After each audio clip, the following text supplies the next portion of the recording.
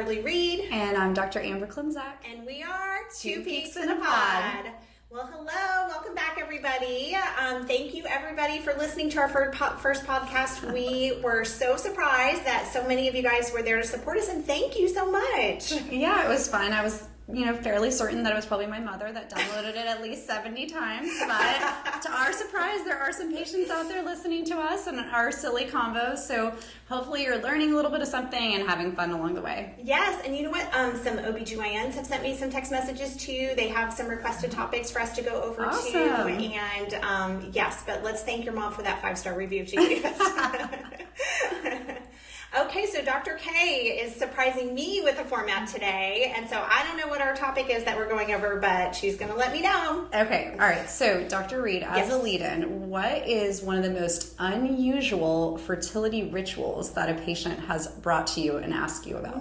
Fertility ritual. Okay, I feel like I don't know what you mean I feel like there's that. all sorts of things. So sometimes patients, after they have intercourse, they put their legs straight up in the air, or they drink a special herbal tea, or there's some sort of recommendation that's been passed down in their friends or family groups. So I'm curious. I've heard some pretty strange ones. So I'm curious if you have any. I'll be interested to hear some.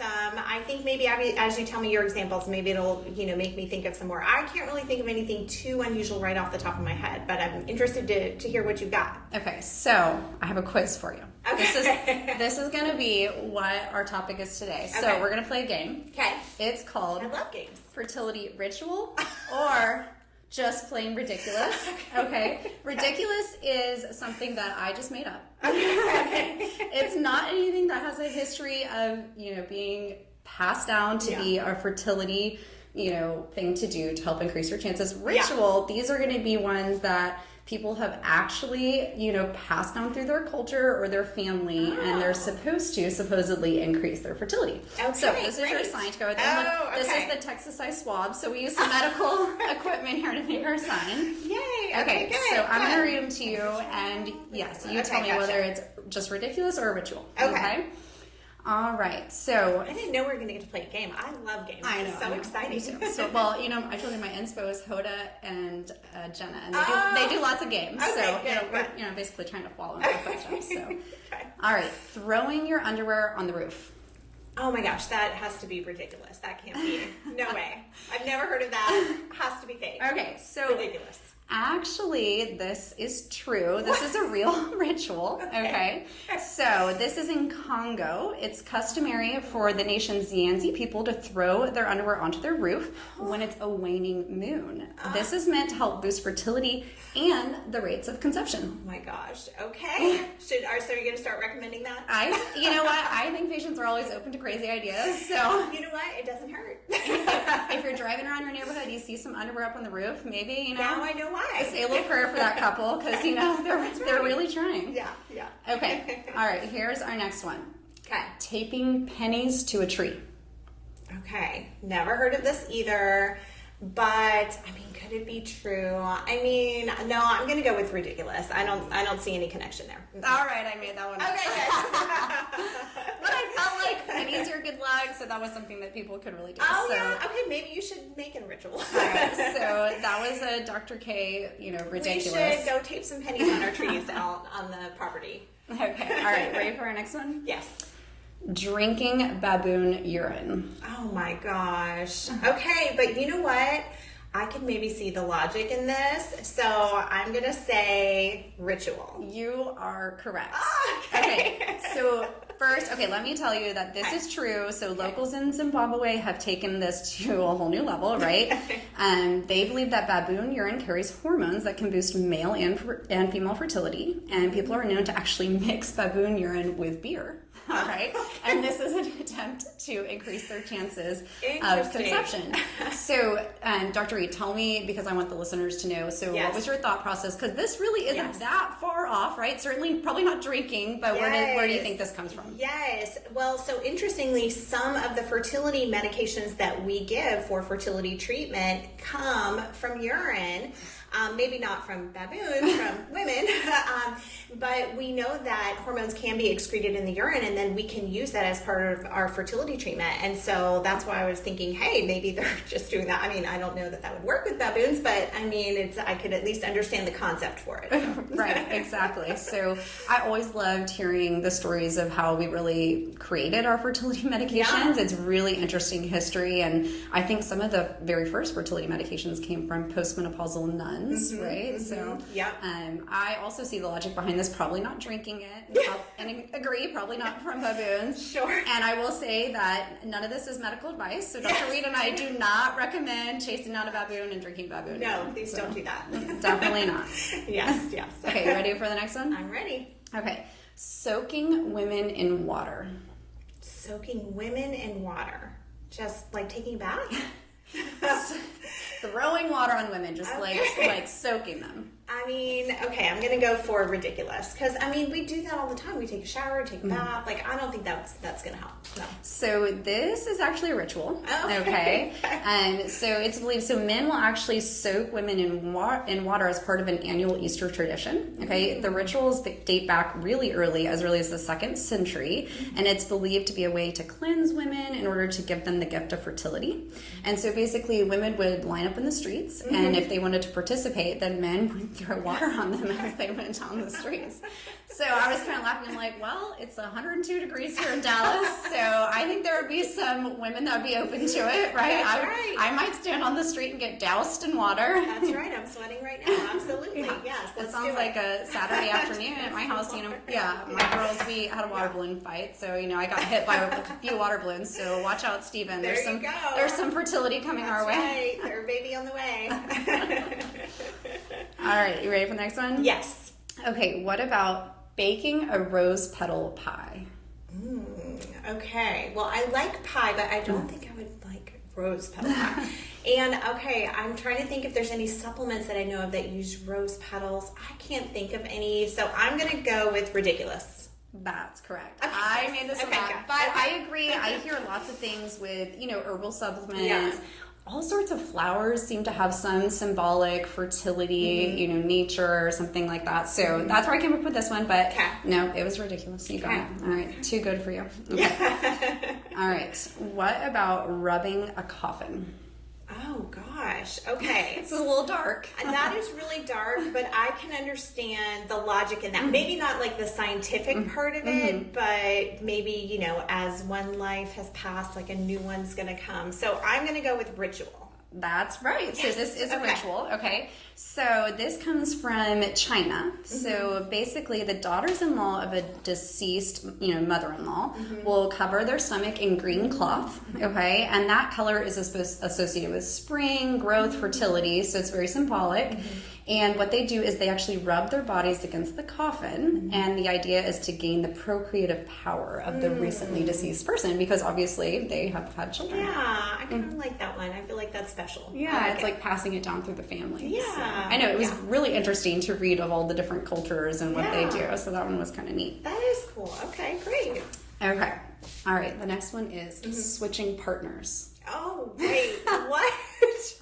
Wait, do you mean like a swinger? So I think modern day this would be called swinging. So do you think that swinging potentially could be thought of as increasing fertility? Yes, I'm going to go with ritual because, I can see how that could work. Yes. If there's a problem with that partner, you got to swing to someone else, That's right. Helping each other out. Absolutely. Yes, I'm going to say ritual. I say this was ridiculous. Oh, okay. I just totally made it up. But I was thinking, I was like, well, if we got a problem with, we got a sperm issue, we got to swing. I will say, way back in biblical times, there was a Bible story about this. So it has happened. Maybe not lots of people were doing it, but I know it's happened at least once. That's probably where I'm remembering this from. These are where my creative powers are coming from, things I've heard of happening in the past. Yes, it's in the Old Testament. I've read it. All right. Okay, so the next one is wetting your thumbs. Wetting them with water. Are we back to water again? Yeah, wetting. Okay, wetting your thumbs. I'm gonna go with ridiculous again. I don't like this one. So this is actually a ritual. Okay. So there's a museum in Istanbul, and it was previously a church and then a mosque. And so basically people come from all over the world. And the idea is that there is a wishing column, and it's believed to be the tears of Virgin Mary. And women stick their thumb into the hole of the wishing column, and they rotate it. I haven't seen it. I wanted to Google the picture, but you rotate your thumb as far as possible, okay? And you're trying to get this, sacred water on your thumb, and the idea is it boosts your fertility. Oh, okay, cool. Yeah. Right. So some of these, you can go on like a fertility voyage, right? I know, this is amazing. Travel the world and do all these rituals. It sounds like it's fun. We should do that maybe for like our, 5-year anniversary of the podcast. We can travel the world and go do all these rituals. Except I'm not drinking the baboon. Yeah. This is like Eat, Pray, Love for fertility doctors. Yeah. Our journey. Okay, so that was my quiz. Okay, but great. I was just, now that you've heard some of them, can you recall any that patients have told you? The only thing that comes to mind is I do remember some of my patients will sometimes have certain foods that they've been told to eat by their family members. Sometimes it's foods that they're supposed to eat and then foods that they're not supposed to eat. But I can't remember what the foods were. And definitely not anything as interesting as you brought up today with all of one food that I've heard quite a bit passed around is yams. Oh, and yes, as that you should eat. Yes, exactly, yams. Yeah. And, I think there's even like a Sex and the City episode maybe where I can't remember which one it is, but she's going through menopause and she's just like powering through yams.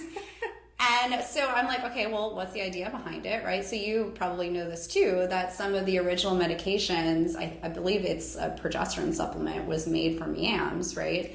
Sweet potatoes. Yeah, I don't know the background to it, but I just remember seeing a lot of people saying that in certain cultures, they found that yams can increase chances of having multiples. Yeah. So that's sometimes I've seen people online and everything, they want multiples and they are eating a lot of yams. But, Do you like yams? Oh no. Do you? So both my daughters love sweet potatoes, which I can honestly say, don't repeat this, but I don't know what a yam versus sweet potato is. I think they're similar. I don't know. Someone on here is going to comment and say that I'm a joke. But we eat a lot of sweet potatoes in our house. I know, and they're not my favorite, but it's a good like baby food because you can mash it, So I don't know. Hopefully my girls will be fertile one day. Yes. From all of their sweet potato eating, and maybe with your next pregnancy you'll have twins. Yeah. Oh Lord, I hope not. I know you couldn't handle it. I cannot. You're too busy. So one of the ones that I heard recently, which I actually thought this would be interesting to talk about, and maybe you took this, I'm not sure, but fenugreek. Oh, yes. Okay. I've taken it, right? Yes. And so, but I bet we took it for a totally different reason. So I had a woman come in and she said, I've just been taking my fenugreek supplements, I'm trying to help with ovulation, things like that. And like immediately I was like, wait a second. Yeah. This is new information. Never heard of someone taking fenugreek for this reason. So why did you take fenugreek? Yes. So I took it because I always struggled to make milk when I was breastfeeding. And so that is one of the supplements that they say can help increase milk production. I was taking a ton of it and it makes you smell like maple syrup. Yes. From head to toe. And so really the result was I smelled really weird and it didn't help. I could not get my breast milk to come. Yes. And but I do think what's interesting about that is at the time that you're breastfeeding, you're usually not ovulating, right? And so, I guess that kind of surprises me that you're saying somebody said that it might help ovulation, right? Right? Yeah. Okay. So, I was kind of trying to do a little digging to figure out, the same thing, and I certainly agree. I took a ton of it, right? Because there's probably a lot of you out there. Breastfeeding was, the hardest few months of my life. You're trying to make as much milk as possible for this screaming baby. Yeah. Fenugreek, it makes your sweat, like your tears, smell like maple syrup. It's so bizarre, right? So I definitely wouldn't take it unless I thought it was going to do something. Wait, I love how you said tears. I'm just picturing you crying and breastfeeding. Of course I was crying and breastfeeding. The worst. Yeah. It makes me laugh because I was the same way. Is that not normal? They really seem to go hand in hand for me. I don't know. So yeah, I mean, it was something that I definitely wouldn't want to take if I didn't think it was going to work. And so yeah, I think there's actually, whenever I talk about rituals or supplements, anything like that, right? We got to make sure we're not going to do any harm. Yeah. And exactly what you're saying, I think if you're trying to increase lactation, right? Yeah. You may be actually inhibiting ovulation. Yeah. Not all the time, right? But I could not find anything that really would say that this would help with fertility whatsoever. So here's a little PSA. I would say probably, steer clear of fenugreek. I don't think it's gonna, help anything, but may hurt something. So. Yeah, absolutely. Yeah. All right. Yeah, well, that's all of my ridiculous versus ritual. Okay, great. Well, I have to update you now for our pop culture segment. Oh, gosh. Okay. I know sometimes you don't keep up with these things, so I need to share with you, I love the Kardashians. Okay, yes. So... wait, should we mention that the Kardashians come to our practice occasionally?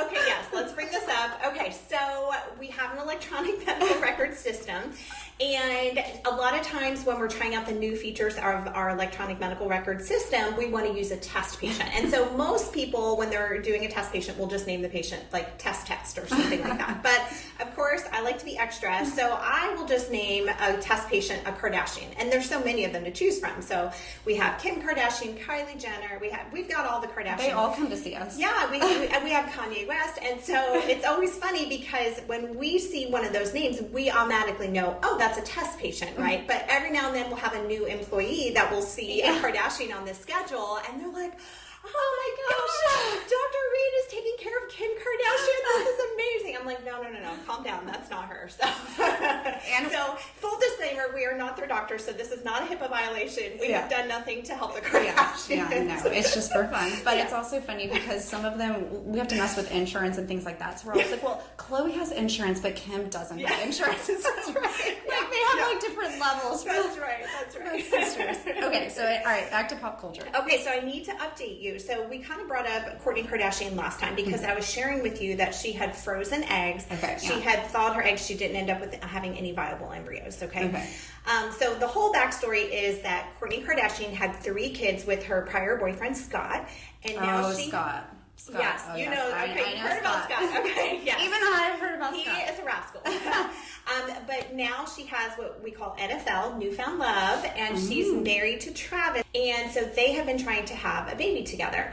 And so the frozen eggs didn't work. They tried some hippy-dippy things that were on the show. And I'll have to look back because those are kind of some ritual things too. I just can't remember what else she tried, but didn't work at the time. Okay, so she thawed eggs and inseminated with his sperm. They got no embryos. Correct, okay, and then they did an IVF cycle on the show, and it didn't work. Okay. And she responded pretty poorly, which is common in women in their 40s. And how old is she? She's 44. Okay. Yeah.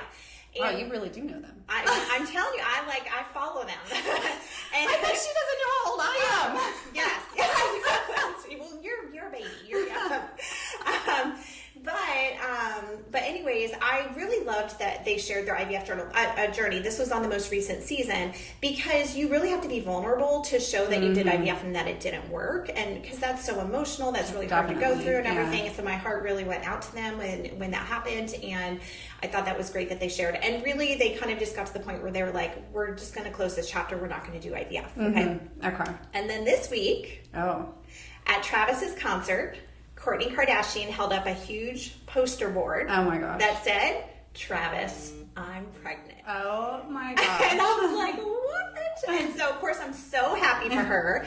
But I just kind of wanted to talk through all of the thoughts that were kind of going through my head with this. Okay, so we have no idea where the pregnancy, was it spontaneous? Right. Was it, okay. Yes. That's okay. I love this. These are the thoughts that were immediately going through my head. Okay. And one of my very first thoughts was just this protective instinct of, wait a second, I know if somebody is pregnant and they're 44 years old and you're making your pregnancy announcement to the world, that was my first thought. Chance of miscarriage is so high, probably chance of miscarriage is 50% or something like that. And that's kind of immediately where my brain went. It's like, oh my gosh, it's so early. Should she be telling the world and everything? But that's not my place to say, right? I mean, people can tell anything they want to the world or not, And so that was kind of my first thought. What do you think about sharing pregnancy news and like when's the right time to do it and all of that? This is like actually a topic that I've had come up, over wine with my girlfriends all the time, right? Because even in like our first, very close friend circle, often like we won't share with each other that we're pregnant until we're out of that first trimester, and this is something that has been around for a long time, right? And it, certainly stems from what you're talking about, the fear of having, a miscarriage. You've already shared this news, and then you have to go back and tell friends and family, well, I'm devastated, it didn't work out. You're telling people over and over again, like having to share bad news. So that's certainly tough. But then there was like some of my friends, and I actually can understand this sentiment. They're like, but if I do have that happen, if I go through a miscarriage, like, you better believe I want you guys to know what I'm going through. Yeah.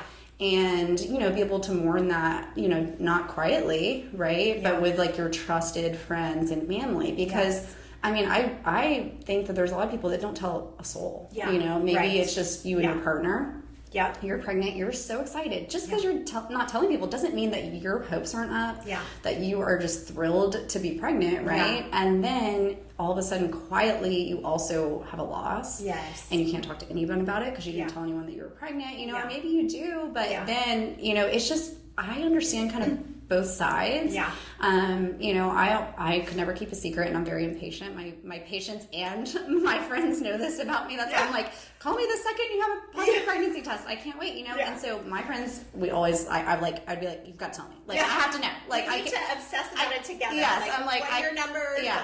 I'm like, if you have another line on that test, like, I need to know about it. That's right. So I do, and like, part of me, like, I wonder, this is, where does it really stem from? Like, miscarriages were sort of something that people didn't talk about for a long time. Yes. And now I do feel like we're kind of evolving more so, like, there's more awareness about miscarriages and how common they are. And sometimes that's comforting to people, to share that news. And, hey, we were pregnant, we were celebrating, and then we had a loss. How many women have been in that position? And just, like, haven't really shared that, humans bond over shared experiences. So, I'm not sure that there's a right or wrong way. It's a tough situation regardless, but I can certainly see the desire to want to share the news. Yes, absolutely. Well, and I think that's one of the most common questions I get when I'm doing my pregnancy sonograms for my patients. They always say, when should I tell everybody? And that's what I kind of just feel the same way. It's so personal.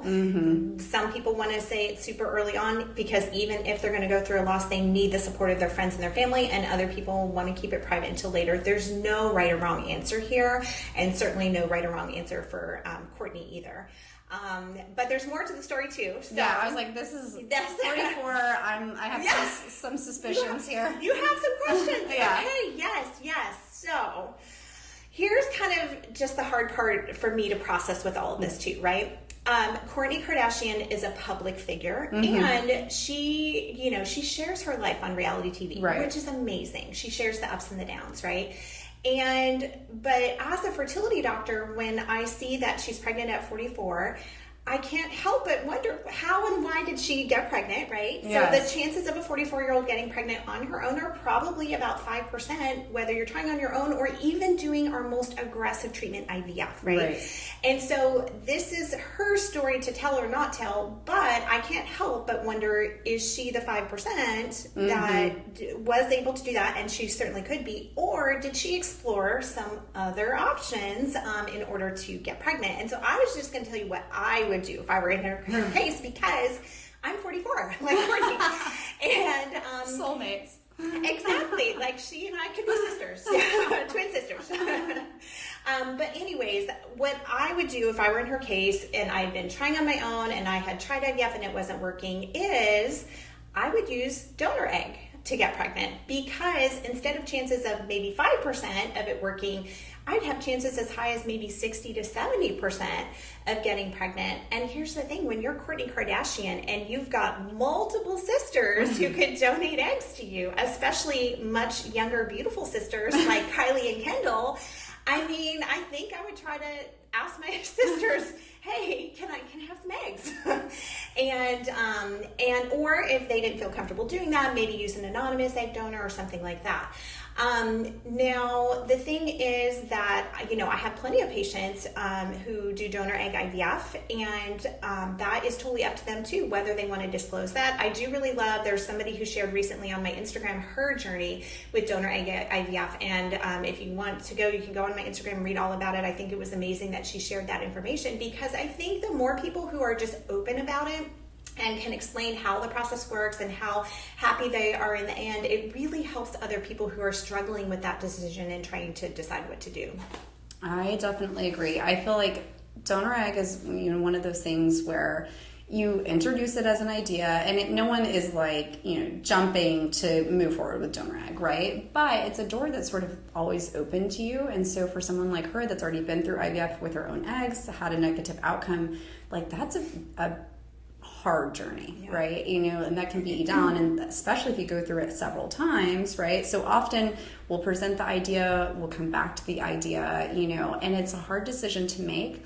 But I do find it's like once you get into it and you have a successful pregnancy, that baby is your baby, right? Like the moment that baby is moving around in your belly, or however you're going to deliver, like that baby is your baby. Yes. And so I think the hesitation there is always like, well, it's it's going to be donor eggs, or it's not going to be the same genetics, but I've never had a woman look back and say anything like that after they actually go through it. In fact, most of my patients tell me they forgot they used an egg donor because that baby is just such a part of them. Yeah. And I do think that it's interesting as we're learning more about genetics, right? And I guess maybe we should even back up and just explain to everybody, when we say donor egg, what we're meaning is that a person usually in their 20s who's healthy and has lots of eggs undergoes an IVF retrieval. We pull the eggs out and then add the patient's partner sperm or donor sperm if it's a single mother by choice or same-sex couple to make the embryos, and then we take the embryo and place it inside the uterus of the patient. So she ends up carrying the pregnancy and giving birth to the baby. And I think, really somebody has pointed out to me this, and I think it's so true. Who is it that's actually giving life to the baby? Right. It's not the person who gives the eggs. It's not the person who gives the sperm.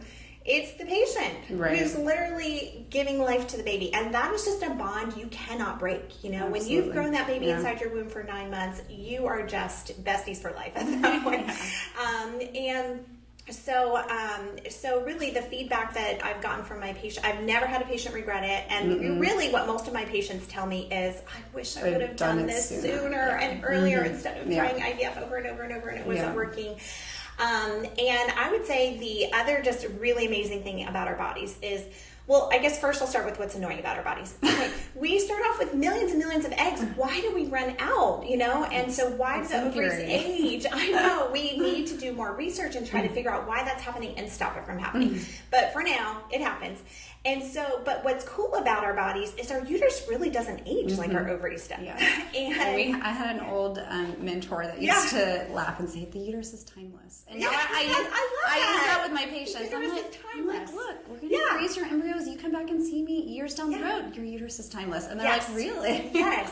And so I think like the hope and the encouragement that hopefully our patients see from celebrities who are getting pregnant in their 40s and maybe even early 50s is that, yes, your uterus can still do this, but it may be that we need some help because sometimes the ovaries are just kind of, giving out on us as we get older. I do hope that she actually shares, if she did use an egg donor, because what I find and what can be frustrating too, us common folk, right, who maybe feel like, we can't achieve what celebrities achieve, right? But we see all the time celebrities in their mid, even late 40s having children. Yeah.